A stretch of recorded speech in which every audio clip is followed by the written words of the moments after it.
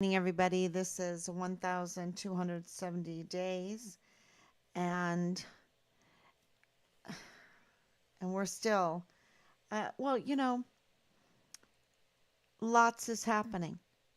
So much is happening in Richard's case, and of course, it's getting bigger and bigger, and going up the ladder to the FBI, Christopher Wray, the director of the FBI there in Washington D.C., and also in the Department of Justice, Merrick Garland.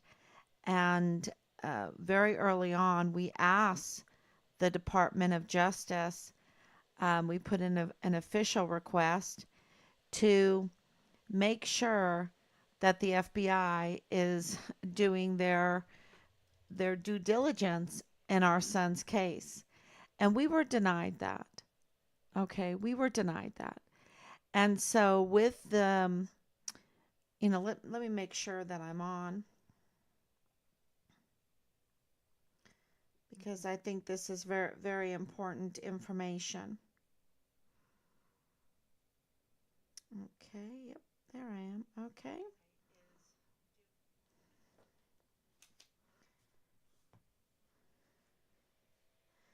So this is the second Sunday in Epiphany, shedding light on the truth. And it's always a gift. The truth always comes out.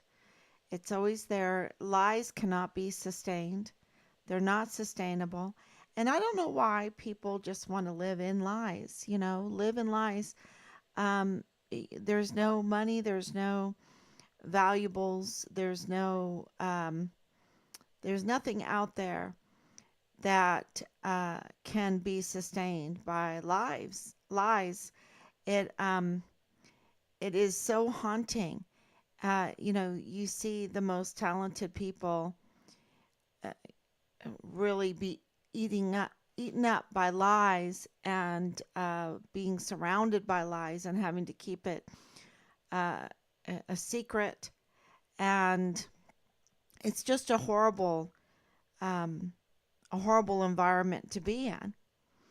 And one thing that we have definitely seen, let me take this off because it is warm. What we have seen is a culture of an environment just built on lies and deception, intimidation, tampering, manipulating, constantly tampering and manipulating in order to cover up the lives of lies. And it's, because we have the law, thank God, and that exposes the wrongdoing, and yet they will put their people in positions like FBI agent Nieto, like dirty agent, and I would say dirty agent FBI uh, Nieto, Jesus Eddie, he's known by Eddie Nieto Jr., which is a real shame. It's a real shame. And then dirty agent Marlon Soto and dirty agent CID, dirty agent Marlon Soto and dirty agent CID, former CID Tavita Nusa, and then convicted criminal Leilani Hart, who, you know, um, went around. People thought she was a little bit crazy because she went around. She's been called crazy by, multiple people. But she was saying that she was controlling the CID. And, I think she was controlling the FBI. I I think Leilani Hart was controlling the FBI. And that is why she could do everything that she was doing, the tampering, the manipulating, covering for. Well, she's the mother of Dallas Hart, Richard's platoon leader. And of course, she's also the wife. They're going through a divorce. They halted it until February, I believe. Um, but she's going through this divorce, but she is married to James Courtney Hart, which with allegations against him. And I don't understand why this divorce is taking so long when she has notarized allegations, criminal allegations against him that was accepted by the CID, that was accepted by the FBI. We have the CID case number, we have the FBI case number, which also is very concerning because that means that confirms that she has those connections through Tavita Nusa, through Dirty Agent Marlon Soto and Dirty Agent FBI Jesus Nieto. And so it explains why she received the FBI number, the CID number, and then they were floated around. And so because we have a large team find Richard Halliday, because we have even people there on Fort Bliss and in the inner circle of things that we absolutely have these FBI and CID case numbers, and that shouldn't be, but it tells you that there is a conflict of interest.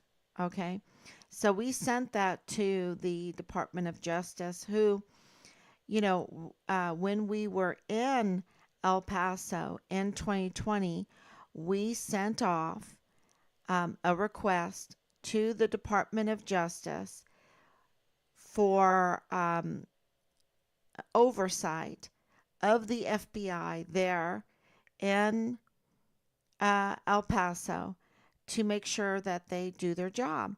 And I guess they didn't think it was an important case or whatever, and they denied that request. And it's a real shame because can you imagine all the pain that would have saved us? Because, they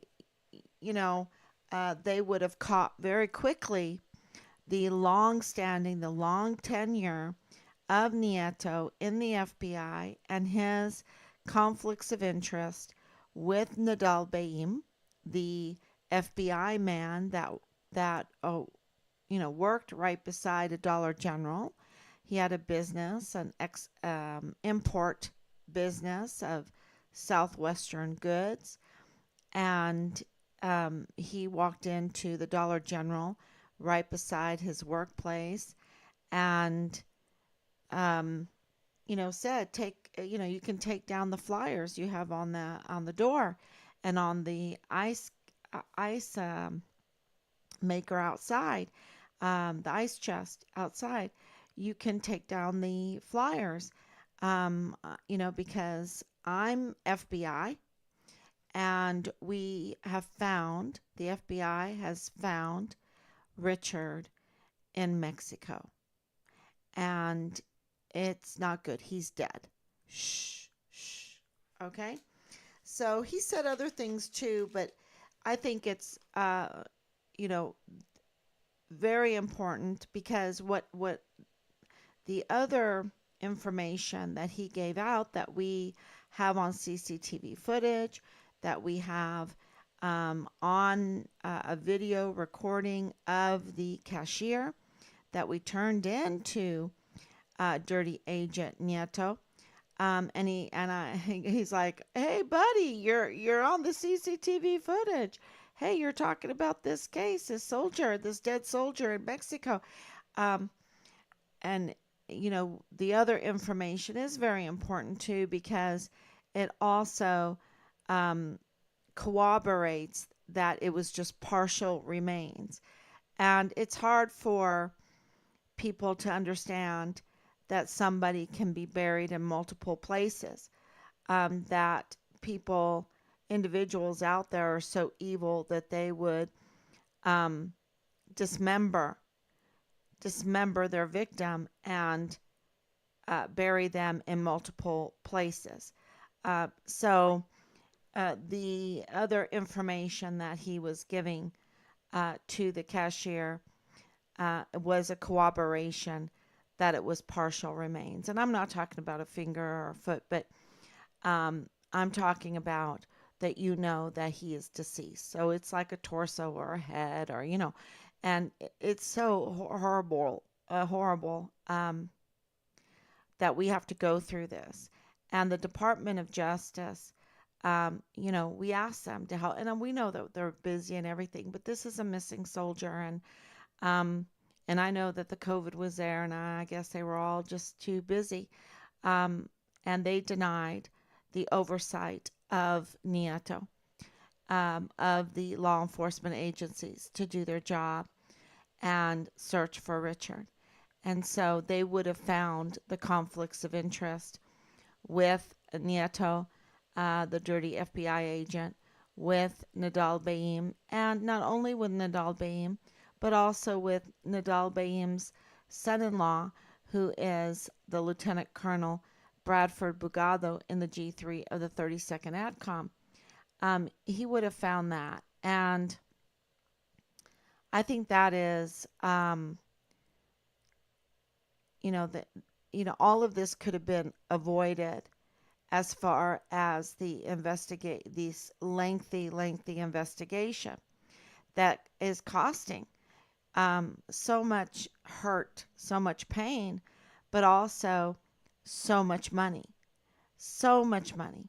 Millions of dollars have gone into this case, and also the intertwined case, which is the August 3rd, 2019 mass shooting that occurred in El Paso. And they could not get away with that kind of investigation unless there were conflicts of interest with FBI Nieto. It's really, really important for people to understand that. Um, you know, that Veronica Escobar could get away with what she has done or what she hasn't done because of um, Agent Nieto being having these conflicts of interest, and Marlon Soto also. And with these G3 of the 32nd ADCOM, that's Richard's command. That is the operations, that's OPORD. So, and the generals couldn't get away with what they did.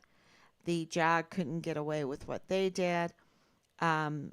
The director of emergency services and the chief of security of Fort Bliss, Thomas Kane, who said that Richard was just a good meal for the coyotes. He couldn't get away with what he did if these long-standing conflicts of interest, because Nieto had been there for over 20 years, right? So he is so conflicted. He's so conflicted. He's turned into knots with all his conflicts of interest with so many different people. He's been there way too long, and it's been up to no good. And so all of the discrepancies, the manipulation, the tampering with cases, the leaving cases in pieces, as John Briggs has done at the DA's office, is also because of these conflicts of interest. They absolutely have conflicts of interest. And now we have even the former mayor of El Paso confirming these conflicts of interest, because this mayor, who is, really just a citizen now, okay, he should not be able to tell the DA office there, the district attorney's office there, and the district attorney's office has one mission, and that is to serve the people in identifying crime, identifying criminals, documenting the crime and the criminals, and prosecuting the crime. That is their mission. And to have these conflicts of interest that interfere and also um, persuade persuade the DA's office to even go against the Department of Justice's policy and to call the former mayor called the uh, Department of Justice Merrick Garland racist, and influenced and persuaded. I guess influence is a better word. The DA office there in El Paso to uh, to go against the policy of their boss, that is Merrick Garland, there in the Department of Justice. Um, how can a citizen, that's like me going in there in the DA office and telling them what to do, how can a citizen have that kind of influence and that kind of persuasiveness unless there is a conflict of interest? So, the conflicts of interest are really the main theme right now because of finding the conflicts of interest with Nieto, with Angela Kachurga's family. That's hard evidence, and that is Bob Moore's El Paso Matters. That also leads to questioning UTEP because Angela Kachurga's boss is the wife of Bob Moore. Her name is Kathleen Gannon, and Kathleen Gannon works there for UTEP for Bordersine. And so, how far, how deep does the conflict of interest go? Because UTEP has not been forthcoming with the open records requests that we have asked them. That should be no problem. But Park University also has not been with the open records requests that we have asked them. And that's so they rather commit crimes, because that's a crime, than to reveal, I believe, conflicts of interest. Okay? The conflicts of interest are just that damaging, just that bad in Richard's case. And so, and of course, Richard's case is connected to the August 3rd, 2019 mass shooting, El Paso mass shooting, Petra Crucius case, through the 3905 Bliss Avenue. And we're very transparent in that. And that gives the opposing side, the criminal side, a chance to clean up as much as they can. But we do have the hard evidence for the connection between Richard's case and the mass shooting Petra Crucius case that happened on Dallas Hart's birthday, August 3rd, in 2019. So, these two cases, we have to, are one case. So anything that comes out in the news about that case is very, very interesting to us. And it's been really disheartening the last couple days because um, uh, Bill Hicks, it is John Briggs that is in control of all the murder cases. And so to see Bill Hicks tap to his dance to keep these cases in pieces uh, is really, really sad. And he absolutely is now um, publicly segregating this case, the mass shooting case. And what do I mean by that? And I posted up the article that uh, Bob Moore is separating the living survivors of the August 3rd mass shooting case uh, from those that died. Those that died. And on Thursday, he's going to re-indict Patrick Crusius for 22 murders. Okay? 22 murders. The problem with that is that there's 23 murders, right? And the problem with that is that there's 22 survivors that were injured. And, why is he dividing the case? Um, and he's talking about the jury and all of that. If he's very concerned about the jury and Patrick Crusius having a fair trial. Now, this is what is so suspect in all of this. Patrick Crusius has been found guilty, okay, and has been sentenced to 90 life sentences to be served back to back. What are you going to do? So now they want to search for a death penalty, okay? And that I guess they're trying to segregate the living from the dead in this case.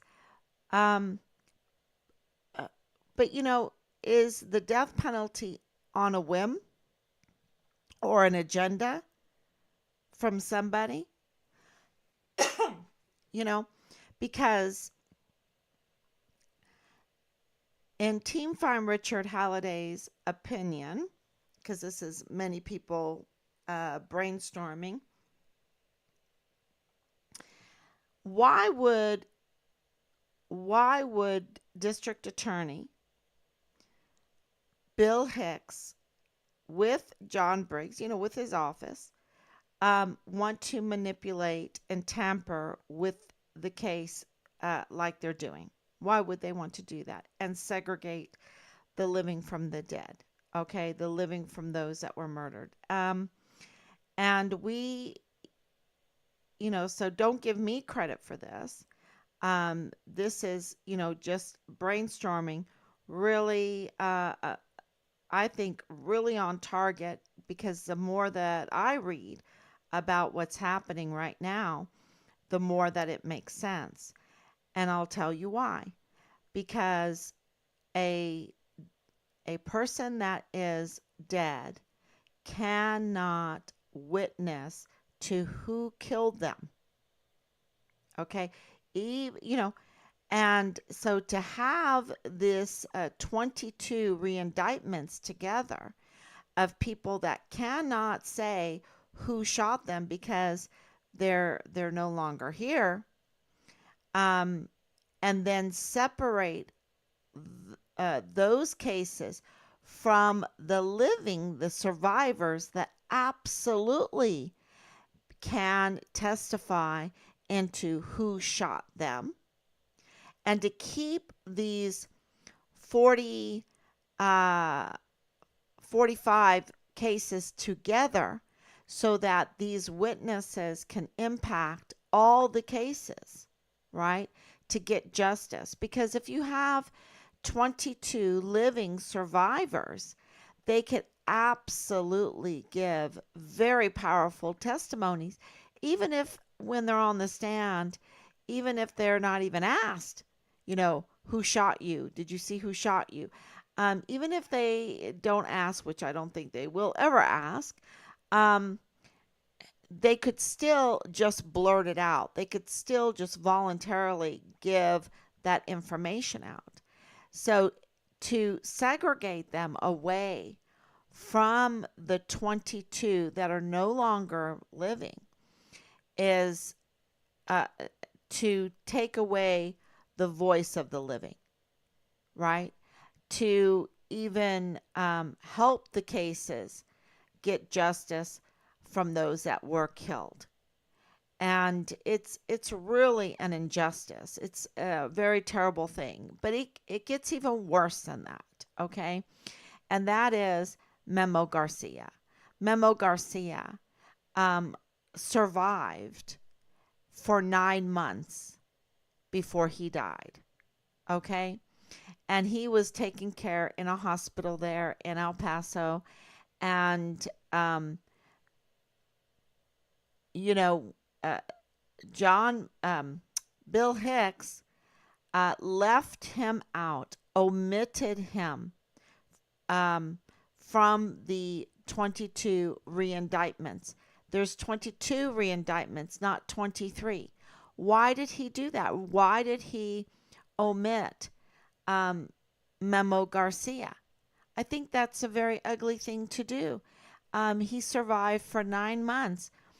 And what we have read is that the hospital became very close to him and his family, and they are now his caretakers, and they are also then witnesses in his case. So even though he has passed away, the witnesses know what he said, and and they can be witnesses on the stand to his testimony that he gave while he was in the hospital under the care of these caregivers.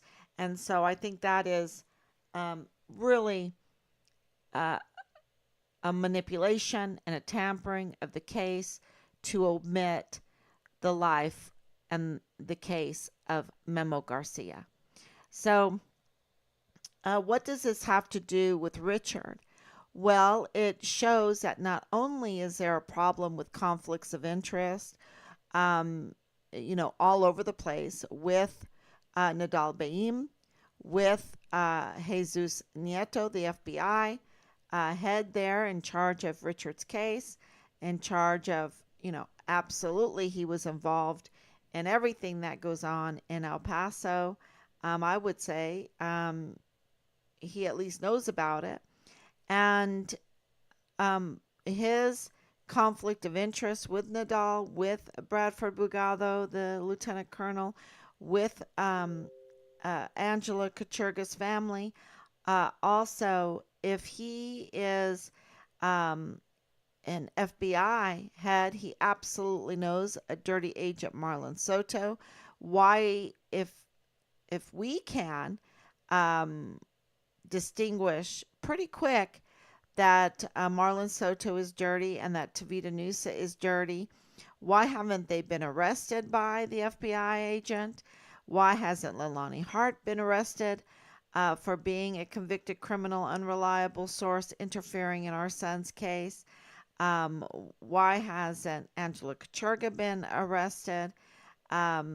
Really, you know, she's using an unreliable source, a convicted criminal, with reporting multiple felony crimes in her own house. Why isn't Leilani Hart arrested, and why isn't Kachurga calling for her arrest instead of using her to obstruct justice in our son's case? Um, yeah, that's a really good question. So, if there is all of this going on and the manipulation, it's very important because it corroborates what we have been saying all along, that Richard's case is a botched case. There's a manipulation, there is tampering with the case, and so this corroborates what we've been saying all along, and that's very, very important. Okay, let's see. We have all kinds of stuff that we're looking into, and of course, we'll see what happens with the Department of Justice this time. Let's just really pray about that they understand the severity of this case and of the area, that El Pasoans are sick of this corruption in their institutions that are using millions and millions of dollars that could go to the community, but they use it very poorly. So I just really wanted to point those things out, um, because it's in the news right now. Pay attention. Pay attention to the August 3rd, 2019 mass shooting. And, even ask your representative, even, some of them, it's Veronica Escobar. What are you doing? What are you doing? There's so many conflicts of interest. That leads to so much manipulation and tampering with cases, and both cases are highly tampered with, highly manipulated, and that's the whole point of the article uh, summary that we did.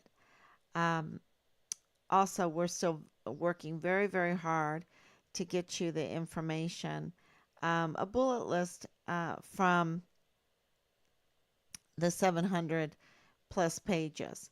So we just need a little time to go through that, digest it, make all the edits, and um, supplement it. There needs to be a lot of supplementation and amend it. So thank you so much for being patient with that. Um, Good evening, Anicia. Thank you so much for coming on, and God bless you on this second Sunday in Advent. Not Advent, in Epiphany, an Epiphany. So, okay, thank you so much, everybody, and I will be back tomorrow, God willing.